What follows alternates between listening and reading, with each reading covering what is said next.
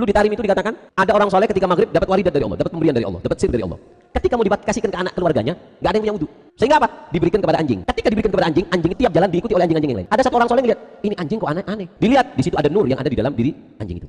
Sayyidul Imam Faqihil Muqaddam di dalam manaqib sejarah hidup beliau diceritakan bahwa Al-Imam Faqihil Muqaddam adalah orang-orang yang besar. Beliau adalah orang-orang yang hebat. Bahkan diceritakan beliau pernah mi'raj, saudara-saudara, bertemu dengan Allah dalam satu hari 70 kali, saudara-saudara. Nah, para muhibbin rahimakumullah. Beliau dikenal sebagai wali karena mencukupi syarat-syarat orang jadi wali.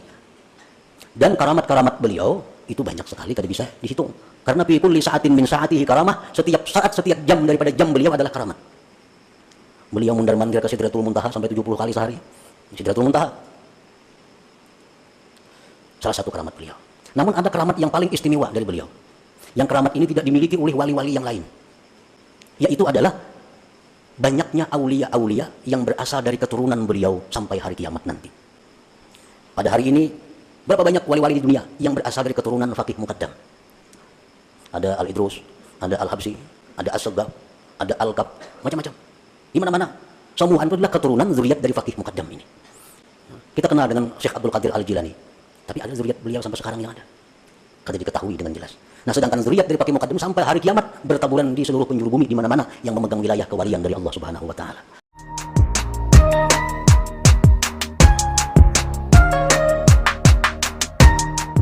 Assalamualaikum warahmatullahi wabarakatuh. Bismillah, alhamdulillah, wa la hawla wa la quwata illa billah. Asyhadu an la ilaha illallah wahdahu la syarika lah.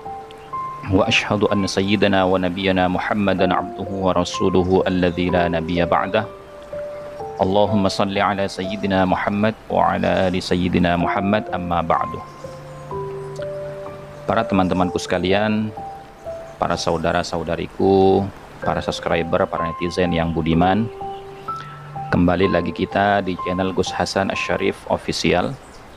Pada kesempatan kali ini kita akan membahas tentang beberapa video-video yang sangat bertentangan dengan standarisasi keilmuan di dalam Islam.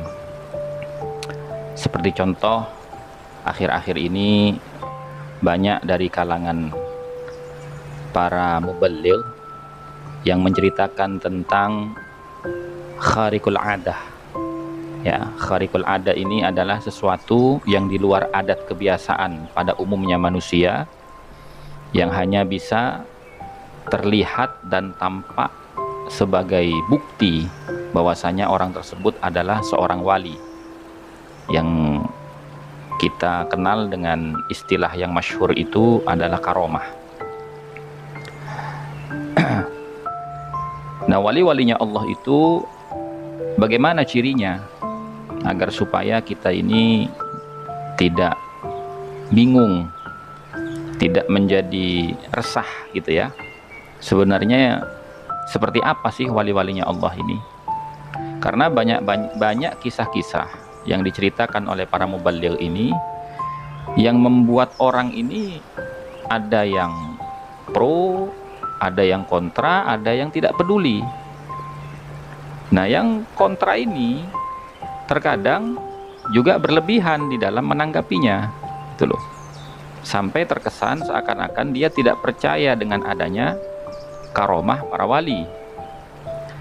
Nah, kemudian bagi orang yang percaya, yang pro dengan apa yang disampaikan oleh para muballigh kita, itu kadang-kadang juga salah memahami, sehingga melabeli seseorang sebagai seorang wali itu hanya karena perilakunya yang dianggap tidak sesuai dengan pada umumnya orang, atau aneh nih orang nih gitu ya. Kalau istilah orang Madura itu helap gitu ya. Nah, kemudian untuk meluruskan kefahaman ini ya, kita harus tahu bahwasanya wali-walinya Allah itu ciri yang paling utama dan paling mudah untuk difahami oleh semua orang, khususnya masyarakat umat Islam pada umumnya, yaitu berdasarkan Al-Quran berdasarkan hadis Nabi dan makalah para ulama. Di dalam Al-Quran surat Yunus itu ayat 62 atau 63, silakan nanti di cross check ya. Itu ada firman Allah yang berkenaan langsung dan sharih ayatnya tentang bagaimana sifat dan karakteristik seorang wali. Di mana Allah berfirman, ala inna awliya Allahi la khawfun alaihim wa la hum yahzanun. Ketahuilah bahwasanya para wali-walinya Allah itu la khawfun alaihim, dia tidak ada rasa takut, wa la hum yahzanun, dan tidak ada kesedihan dalam dirinya kecuali takut kepada Allah, takut menyalahi syariatnya Rasulullah, dan sedih apabila dirinya tidak melaksanakan perintahnya Allah sebagaimana mestinya, dan sedih ketika dia belum diberikan kemampuan oleh Allah untuk bisa meneladani sunnah-sunnahnya Rasulullah SAW. Maka itu yang disebut dengan istilah di dalam tasawuf itu khauf war raja. Ada rasa takut kepada Allah, takut tidak bisa menyempurnakan perintahnya Allah, takut tidak bisa mentaati Allah sebagaimana apa yang Allah perintahkan, dan sedih ketika dirinya tidak bisa meneladani Kanjeng Nabi Muhammad SAW secara utuh, kan? Nah, itu prinsip dasarnya di situ, gitu loh. Nah, kemudian di dalam hadisnya Nabi Muhammad SAW, ini saya ngambil yang paling mudah kita pahami ya. Seperti misalkan begini, ada hadis yang masyhur, ulama ana ka'ambiya ibani Israel. Para ulama kami itu ka'ambiya ibani Israel, laksana para nabi-nabinya Bani Israel. Artinya para nabi-nabi dari kalangan Bani Israel itu laksana para ulama-ulamanya Kanjeng Nabi Muhammad SAW. Nah, kemudian Kanjeng Nabi juga mempertegas di hadis yang masyhur, al-ulama warathatul anbiya. Para ulama ini adalah pewaris para nabi. Dan kemudian di dalam kitab Adabul Alim wal Muta'allim, ini Hadratus Syekh Ki Haji Hashim Asy'ari ya. Di halaman ke-21 beliau menukil pernyataan dari Imam Syafi'i radhiyallahu anhu. Apa kata beliau? Illam yakunil fuqaha'u al-'amiluna bi'ilmihim awliya Allah falaysa lillahi waliyun. Kalau seandainya para fuqaha al-'amiluna yang konsisten bi'ilmihim, mengamalkan ilmunya, aulia Allah, itu adalah bukan walinya Allah, falaisa lillahi waliyun, maka tidak ada wali bagi Allah Subhanahu wa ta'ala. Artinya pernyataan Imam Syafi'i ini kalau kita fahami, tidak ada walinya Allah itu kecuali para alim ulama dan fuqaha. Nah, cuman ada riwayat hadis ya yang masyhur tapi sanadnya dipertentangkan. Ada yang mengatakan sahih, ada yang mengatakan dhaif, ada yang mengatakan maudhu. Tapi perlu saya sampaikan di sini karena berkaitan dengan apa yang akan saya bicarakan dengan teman-teman pada video kali ini. Apa hadisnya? Sayati ala ummati zamanun, akan datang suatu zaman terhadap umat saya, la ya'rifunal ulama, yang mana mereka itu tidak bisa mengenali para ulama, illa bithaubin hasanin, kecuali dengan pakaian yang indah, pakaian yang megah. gitu loh. Jadi umat akhir zaman ini, mereka itu tidak bisa mengenali atau tidak bisa membedakan mana yang ulama, mana yang bukan, mana yang betul-betul ulama, mana yang hanya berpenampilan sebagai seorang ulama. Karena apa? Karena mereka hanya melihat dari penampilannya, illa bisaubin hasanin, kecuali dengan pakaian yang bagus. Bagaimana bagusnya pakaian ulama? Ya pakai imamah, pakai jubah, pakai gamis, pakai rida, kan ya. Kemana-mana bawa siwak. Itu adalah pakaian kebesaran para ulama. Nah, ketika ada orang yang berpenampilan seperti itu, maka orang-orang awam ini akan menganggap mereka itu sebagai seorang ulama. Hanya dari sisi penampilannya saja, gitu. Makanya Allah Subhanahu wa taala di dalam sebuah hadis qudsinya itu berfirman, "Innallaha la yanzuru ila suwarikum wala ila ajsamikum." Allah tidak melihat busana yang kalian pakai. Allah tidak melihat tampilan busana atau pakaian yang kalian kenakan. Wala ila ajsamikum, dan Allah tidak melihat postur tubuh kalian. Apakah itu orangnya tinggi, orangnya pendek, orangnya gemuk, orangnya kurus, rambutnya lurus, rambutnya keriting, keribu, atau ikal, hidungnya mancung, pesek. Allah tidak lihat itu. Walakinallaha yanzuru ila qulubikum wa a'malikum. Akan tetapi yang Allah lihat itu adalah hati dan perilakunya. Hatinya itu ikhlas kepada Allah, dan perilakunya mengikuti dan meneladani sunnahnya Rasulullah SAW. Artinya, kita tidak boleh menilai seseorang itu dari penampilan zahirnya saja. Dan ini sangat berbahaya bagi umat akhir zaman dari kalangan umumnya. Makanya di dalam kitab Ta'limul Muta'allim, Syekh Zarnuji itu menulis sebuah syair yang bunyinya, fasadun kabirun alimun mutahaddikun. Kerusakan besar itu diakibatkan oleh perilaku orang-orang yang berilmu atau para ulama mutahaddikun, yang tidak bisa menjaga kehormatan ilmunya. Karena ilmu ini adalah bagian dari sifatnya Allah yang dianugerahkan kepada Nabiullah Adam dan kepada keturunannya.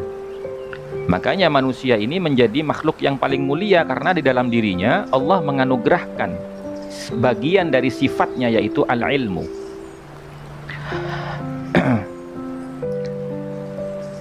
Akan tetapi, kata Syekh Zarnuji dalam kitab Ta'lim Muta'allim, wa akbaru minhu, dan yang paling besar, yang paling parah, yang lebih parah daripada kerusakan yang ditimbulkan oleh ulama yang tidak bisa menjaga kehormatan ilmunya itu adalah jahilun mutanassikun, orang bodoh yang berpenampilan seperti seorang ulama. Nah, ini berkaitan dengan hadis qudsi tadi, innallaha la yanzuru ila suwarikum wala ila ajsamikum. Yang Allah lihat itu bukan pakaiannya, yang Allah lihat itu bukan postur tubuhnya, tapi hati dan perilakunya. Sesuai enggak dengan syariatnya Rasulullah SAW. Nah, di sini yang ingin saya sampaikan itu, ya, banyak para muballigh ini, baik dari kalangan para habaib maupun dari kalangan para kiai, para tuan-tuan guru, gitu kan ya, yang menceritakan misalkan ada seorang wali yang mendapatkan nur dari Allah Subhanahu wa taala, kemudian nur itu mau diberikan kepada anak-anaknya, tapi karena anak-anaknya tidak berwudu, tidak punya wudu, maka nur itu tidak jadi diberikan kepada anaknya, tapi diberikan kepada anjing. Sehingga ketika nur itu diberikan kepada anjing, maka seluruh anjing yang lain itu akan mengikuti anjing yang diberikan nur oleh si wali tadi. Ini logikanya masuk tidak dalam akal kita? Mohon maaf nih, lebih mulia mana antara anjing yang dia itu makhluknya Allah dari jenis hewan dengan anak-anaknya si wali ini yang dia itu adalah juga makhluknya Allah dari jenis manusia. Hanya karena tidak berwudu tidak jadi diberikan nur. Dan sementara anjing ini berwudu apa tidak? Coba dinalar gitu loh. Jangan kita hanya menerima begitu saja dongeng-dongeng yang tidak bisa dipertanggungjawabkan kebenarannya secara ilmiah gitu loh. Nah, seperti contoh misalkan cerita yang masyhur, ada seorang nabi ya, Nabi Ayub kalau nggak salah. Yang mana beliau diceritakan dalam sejarah-sejarah yang masyhur itu, beliau itu diuji oleh Allah Subhanahu wa taala di mana tubuhnya itu habis dimakan ulat. Dan ini tidak perlu saya panjang lebar menceritakan detailnya, tapi yang jelas cerita tentang Nabi Ayub ini disinggung oleh Syekh Nawawi bin Umar Al-Bantani di dalam kitabnya Nurul Dhalam, bahwa ini adalah cerita-cerita yang tidak benar, cerita-cerita yang batil. Hikayatun Israiliyah, hikayat Israiliyah, mitosnya orang-orang Bani Israel gitu. Dan ini banyak terjadi. Jadi orang-orang Bani Israel ini suka membuat cerita-cerita mitos yang tidak bisa diverifikasi secara ilmiah gitu loh. Makanya Nabi bersabda kan bahwasanya dengarkan cerita Bani Israel tapi jangan kau percaya. Silakan kamu dengarkan mitos-mitos itu, tapi jangan dipercaya, jangan dijadikan tolak ukur gitu loh. Kemudian ada lagi cerita bahwasanya ada seorang wali yang bisa mi'raj, bertemu dengan Allah 70 kali sehari. Mi'raj bertemu dengan Allah 70 kali sehari. Coba dinalar. Nabi kita Muhammad SAW, mi'rajnya itu hanya sekali seumur hidupnya, berjumpa dengan Allah. Nah, ini tidak hanya cerita kiasan, tapi kalamnya sore, karena di situ ditulis, di dalam biografinya ulama tersebut ditulis bahwasanya dia itu mondar-mandir ke Sidratil Muntaha sehari semalam 70 kali.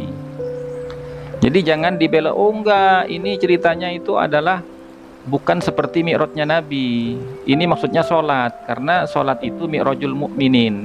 Iya, tapi mi'rajnya orang mukmin itu sholat. Nyampe enggak ke Sidratil Muntaha? Sidratil Muntaha ini tempat, Pak, tempat di mana Nabi singgah di situ ketika malam mi'raj. Jadi kalau salah, salahkan saja. Karena apa? Karena berbahaya kepada akidah umat gitu loh. Dan untuk apa dia menyampaikan hal seperti itu, bahkan sampai menghinakan wali yang lain? Saya tidak pernah mendengar ya guru-guru kami, para ulama-ulama kami, para kiai-kiai kami, ketika menceritakan satu karamatnya wali, menjatuhkan wali yang lain. Itu tidak pernah. Bahkan di dalam Thariqah At-Tijaniyah, di mana Sayyid Ahmad bin Muhammad At-Tijani ini disebut adalah Sayyidul Aulia. Kemudian ada yang bertanya, loh, bagaimana maknanya Sayyidul Aulia ini? Sementara Syekh Abdul Qadir itu kan sultan. Iya, Syekh Abdul Qadir sultan, saya sayyidnya. Tidak menghinakan Syekh Abdul Qadir. Dan Syekh Abdul Qadir tidak menghinakan Syekh Ahmad Tijani dalam manakibnya, tidak ada. Tapi ini yang mi'raj 70 kali sehari semalam ini, yang mondar-mandir ke Sidratul Muntaha 70 kali sehari semalam ini mengatakan dia punya keramat yang tidak dimiliki oleh wali-wali yang lain. Apa keramatnya? Keluar dari keturunannya wali-wali sampai hari kiamat. Bahkan si Tuan Guru ini mengatakan Syekh Abdul Qadir saja keturunannya Tidak semuanya jadi wali. Mana? Tidak kelihatan kan? Kalau ini Muhammad bin Ali Ba'alawi ini wali-walinya banyak. Terus sampean ini belajar di mana? Banyak zuriyahnya Syekh Abdul Qadir itu jadi wali, banyak gitu loh. Zuriyahnya Syekh Ahmad Tijani yang jadi wali banyak gitu loh. Jadi kalau Anda ingin mengagungkan, Anda punya guru, Anda punya sanad, tidak pantas Anda itu menjatuhkan guru orang lain, sanad orang lain. Jangan seperti itu. Bicaralah yang jujur sebagai ulama. Jadi tolak ukurnya ya ikhwan, para saudara-saudaraku semua, tolak ukurnya begini. Yang paling gampang ya, ini sebagai penutup, karena durasinya terlalu panjang gitu kan. Intinya begini, kita patokannya kepada apa? Al-ulama warahatul anbiya. Para ulama itu adalah pewaris para nabi. Dan menurut Imam Syafi'i, wali-walinya Allah ini hanya dari kalangan alim ulama dan fuqaha. Jadi kalau ada wali bodoh, nggak bisa ngaji, nggak bisa apa, walaupun dia itu bertingkah seperti tidak pada umumnya orang, itu bukan wali. Ini menurut standar keilmuan. Ya. Kemudian ulama ana ka'ambiya'i Bani Israel. Ulama-ulama kami itu seperti nabi-nabinya Bani Israel. Jadi kalau ada orang menceritakan keramat, ya, contoh misalkan nih, Syekh Abdul Qadir Jailani bisa menghidupkan orang mati. Orang yang sudah mati ratusan tahun bisa dihidupkan sama Syekh Abdul Qadir Jailani dalam manakibnya. Kira-kira benar gak cerita ini? Kalau benar teorinya, kebenaran itu bisa terverifikasi oleh semua standar keilmuan. Ya, contoh begini. Syekh Abdul Qadir Jailani bisa menghidupkan orang mati.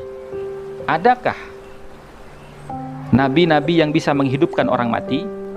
Ada. Siapa? Nabi Isa alaihi salam bisa menghidupkan orang mati. Kemudian misalkan kita cerita itu siapa namanya, Sunan Kalijaga bisa tidur di tepi sungai, bisa tidur di tepi sungai selama 3,5 tahun. Ada nggak sejarah-sejarah dalam Al-Quran yang memverifikasi itu? Ada. Siapa? Ashabul Kahfi. Nah itu saudara-saudara, kenapa? Ulama ana ka'ambiya'i Bani Israel. Ulama-ulama kami ini laksana nabi-nabinya Bani Israel.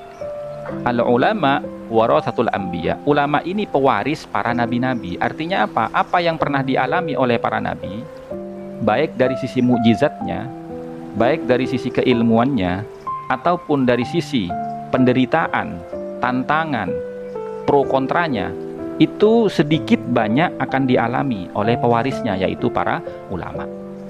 Nah ini yang harus diluruskan. Jadi jangan terpancing dengan cerita-cerita yang menyatakan ini seorang wali begini, jangan. Tapi belajarlah untuk berpikir cerdas dan kritis. Karena zaman sekarang ini banyak ulama-ulama banyak ulama-ulama yang hanya mencari popularitas. Dan orang-orang awam ini tidak bisa membedakan mana yang betul-betul ulama, mana yang hanya penampilannya ulama. Karena orang itu hanya bisa menilai dari pakaiannya saja.